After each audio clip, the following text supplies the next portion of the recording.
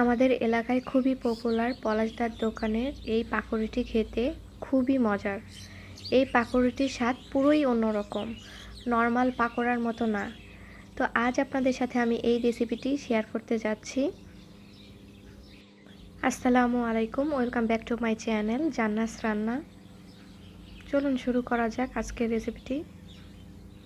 আমি এখানে 1 কাপ বাঁধাকপি উঁচু করে নিয়েছি, কুচি কুচি করে কেটে ধুয়ে পরিষ্কার করে নিয়েছি। পাকোড়াটি বানাতে আমার যে সকল মশলার প্রয়োজন: হাফ চা চামচ মরিচের গুঁড়া, হাফ চা চামচ গরম মশলার গুঁড়ো, হাফ চা চামচ ধনিয়া গুঁড়ো, আর হাফ চা চামচ জিরার গুঁড়ো, হাফ চা চামচ চিনি। চিনিটা অবশ্যই দিতে হবে। বাটা মশলার মধ্যে হাফ চা চামচ আদা বাটা, হাফ চা চামচ রসুন বাটা, এছাড়া 1/4 কাপ বেসন, 1/4 কাপ ময়দা।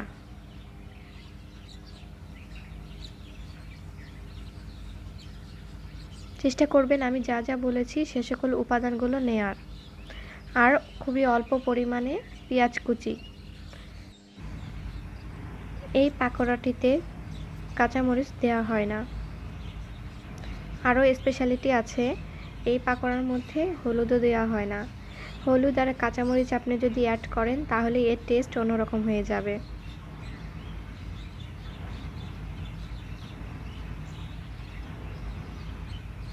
এখন আমি বাঁধাকপিগুলো ধুয়ে পরিষ্কার করে নিয়েছি। লবণ দিয়ে দিচ্ছি। লবণ দিয়ে আমি একটু মাখিয়ে নিব, এতে করে পাতাকপি থেকে একটু পানি বেরিয়ে যাবে।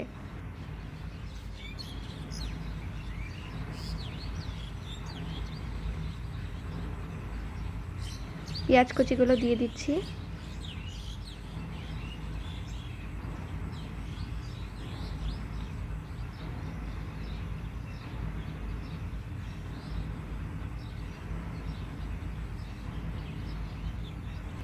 এখন শুকনো উপকরণগুলো সব দিয়ে দিচ্ছি।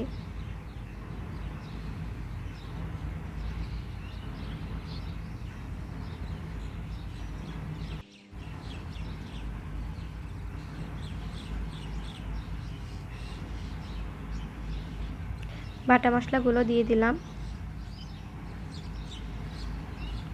ভালোভাবে মাখাতে হবে।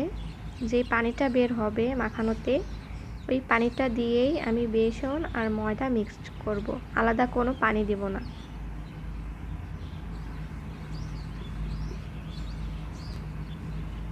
এখন আমি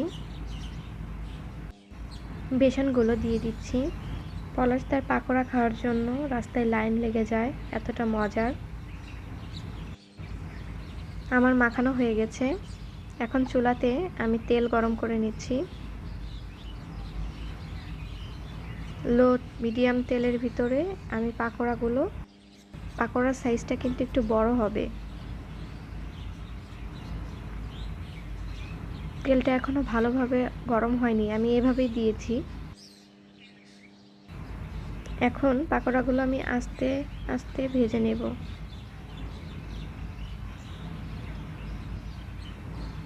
এটা খুব দ্রুত কুক করতে যাবেন না, তাহলে পুড়ে যাবে।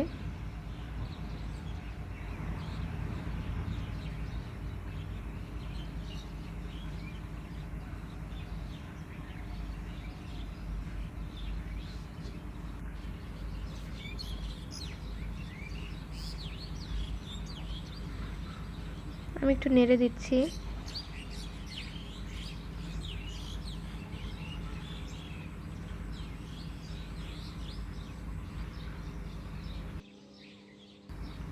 পাকোড়াগুলোকে মাঝে মধ্যে নেড়ে দিতে হবে।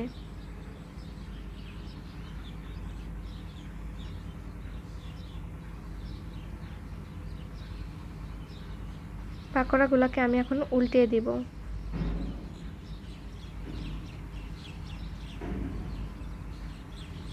যখন দেখবেন এক পাশ একটু শক্ত হয়েছে তখনই উল্টাবেন, তার আগে উল্টাতে যাবেন না, তাহলে ভেঙে যাবে।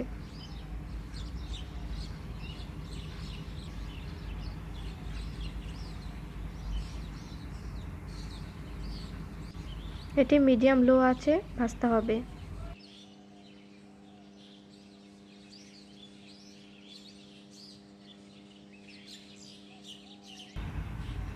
এখন আমি একটি ছাঁকনিতে তেল ঝরিয়ে পাকোড়াগুলো তুলে নেব।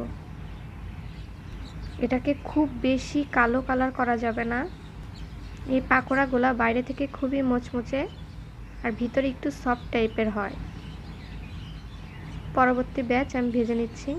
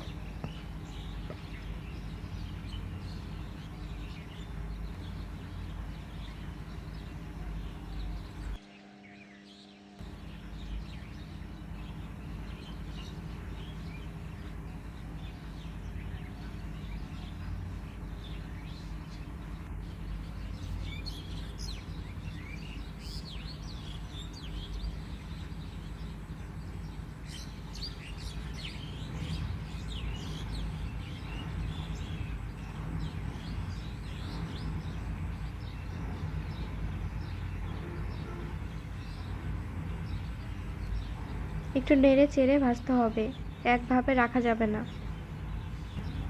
আমার এই পাকোড়াগুলো প্রায় হয়ে এসেছে। এখন একটা তেল ছাঁকনিতে পাকোড়াগুলো আমি তেল ঝরিয়ে উঠিয়ে নেব।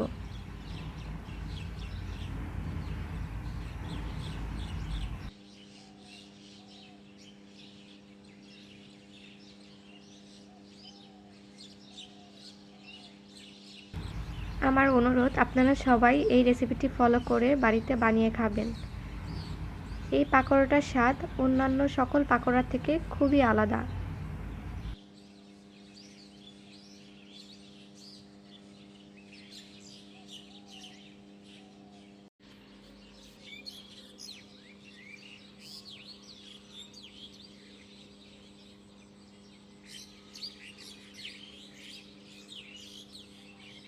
নিত্য নতুন ভিডিও পেতে আমার চ্যানেলটিকে সাবস্ক্রাইব করে নোটিফিকেশন বেল আইকন ক্লিক করে রাখুন।